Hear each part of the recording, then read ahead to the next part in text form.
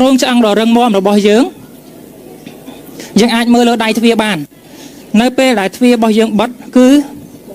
สรุปโจแต่มาดองขยมบัดจะไม่ปราบปรามกำลังในขนมการรุนบัดเต้บ่านี่ทวีขังหมกจังเจนมือทวีขังกลายเวงนี่จีตูเต้คือยังเบียนกันแหละทำไมตุบเบี้ยอะไรยำรุนเวียมันเต้ทำไมพอดกันแหละนะบ่า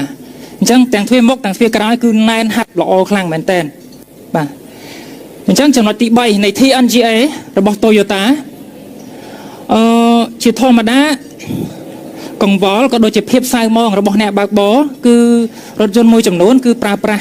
ทันนำข้างบนเหี่ยงทมแต่ตะโซข้างบกปีนั่งอ่ะจังเปย์ยังปลาคงระเบิดยืดก็ได้เลื่อนก็ได้เปย์ยังจองกัดบอสในมือกอดดอลเพลประสอบคณีไอ้เปย์คลาเมียนอุปสรรคมาบีกเล็ดปีคางเกียนนั่งยังมืออัดเคยไงปีเซ่มาโตหรือมือกอดแนทมาเชิงจังคือยังบังเปย์คลาออกเสืออะไรบังทันนำนั่งมองจังอ่ะผลใต้การบริบอยเยอะมันตรำตายปดอยจุนในผ้าสกปรกประนัตเพียบไปเพียบงี้ส่วนในขนมการเมื่อแต่ข้างกลาง visibility จังโจตดอกขนมกับไอ้การบริในข้างในบากบอก็ได้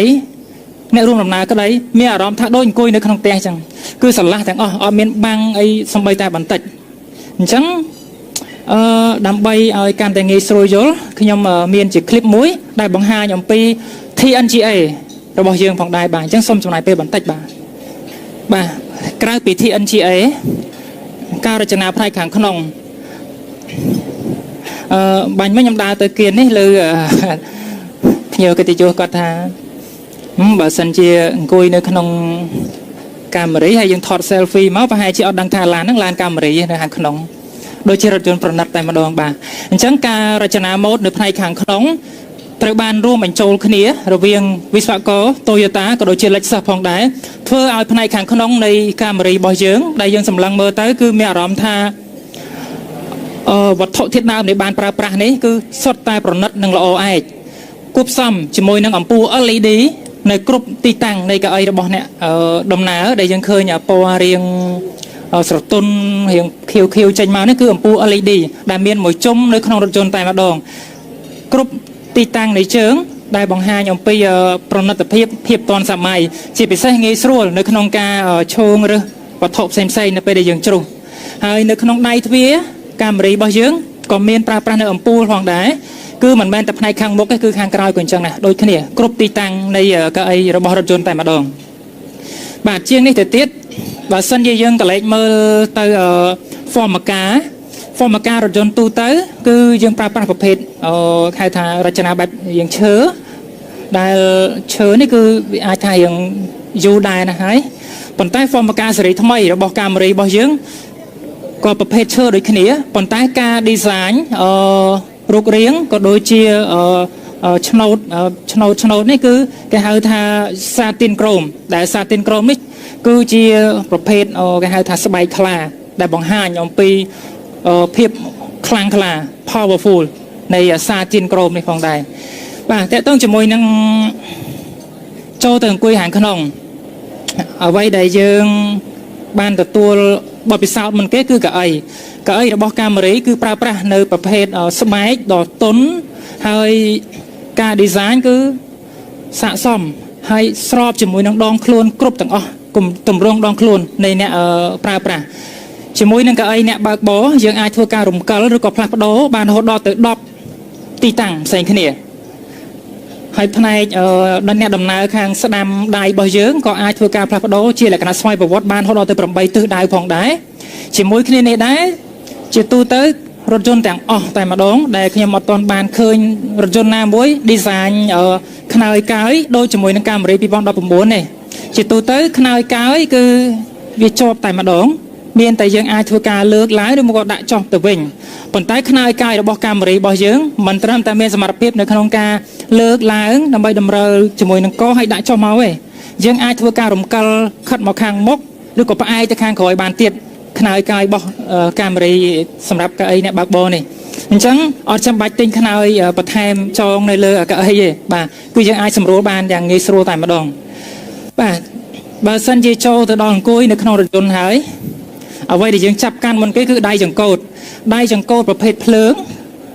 ប្រើប្រាស់ប្រភេទស្បែកគឺងាយស្រួលនៅក្នុងការចាប់កាន់ធ្វើដំណើរការយ៉ាងល្អបំផុតក្នុងការបញ្ជាទៅកង់រថយន្តទាំងពីរជាមួយនឹងបូមប្រភេទថ្មីរបស់យើងផងដែរបាទបើសិនជាយើងកលេចមើលចូលទៅខាងក្នុងនៃដៃចង្កូតចំកំប្លោះកណ្ដាលធម្មតាយើងប្រកាសជាអាចឃើញត្រឹមតែកុងទ័ររបស់រថយន្តកុងទ័រម៉ាស៊ីនហើយជាកុងទ័រល្បឿនក៏ប៉ុន្តែកាមេរ៉ារបស់យើងគឺប្រើប្រាស់ប្រភេទអេក្រង់ MID ឬក៏អេក្រង់ពហុព័ត៌មានដែលនៅក្នុងនេះផ្ទាល់អ្នកបើកបរអាចដឹងអំពីកម្រិតនៃ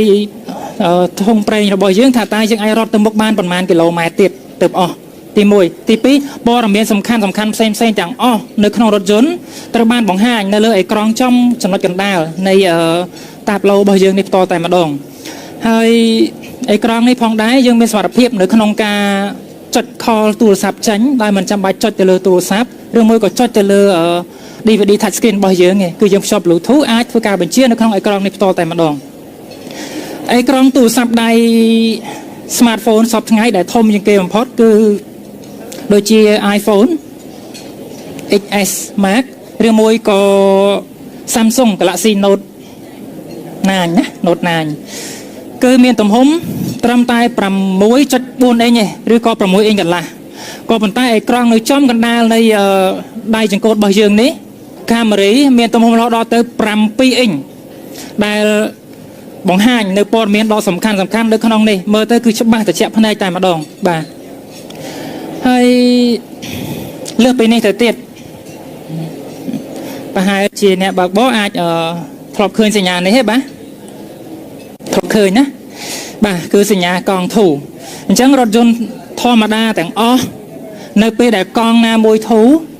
គឺវានឹងលុតសញ្ញាមួយនេះនៅក្នុងកុងទ័រឲ្យយើងដឹងថាកង់ធូរហើយអញ្ចឹងអ្នកបើកបរគឺចាំបាច់ត្រូវតែចុះពីលើរថយន្ត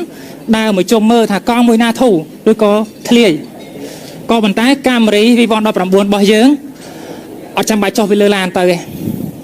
អេក្រង់ដ៏ធំ7 អ៊ីងនេះនឹងបង្ហាញអំពីកង់ទាំង5បូករួមទាំងកង់សកួរថាតើកង់មួយណាមានសម្ពាធខ្យល់តិចជាងគេឬក៏ធ្លាយហើយអញ្ចឹងយើងអាចកំណត់ដឹងតែម្ដងថានៅតែក្នុងឡានក៏ដឹងថាកង់មួយណាធូរដែរអញ្ចឹងទៅដល់កន្លែងសពមិនបាច់ចាំចុះពីលើឡានទេប្រាប់អ្នកសពមកថាកង់មួយនេះខាងឆ្វេងខាងក្រោយបាទអញ្ចឹងគឺបង្កនូវភាពងាយស្រួលនិងសុវត្ថិភាពដែលមិនចាំបាច់ចុះពីលើរថយន្តនេះក៏ដឹងថាកង់មួយណាធូរផងដែរបាទ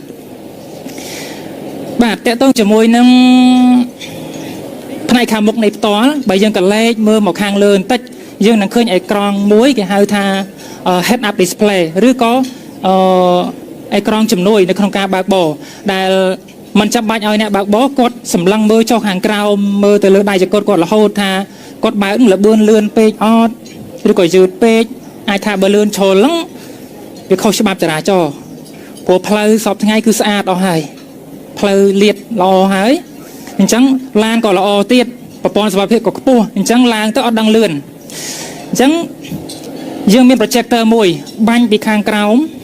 នៃតាបឡូរហូតទៅដល់លើកញ្ចក់តែម្ដងដែលអាចមើលឃើញអំពីព័ត៌មានសំខាន់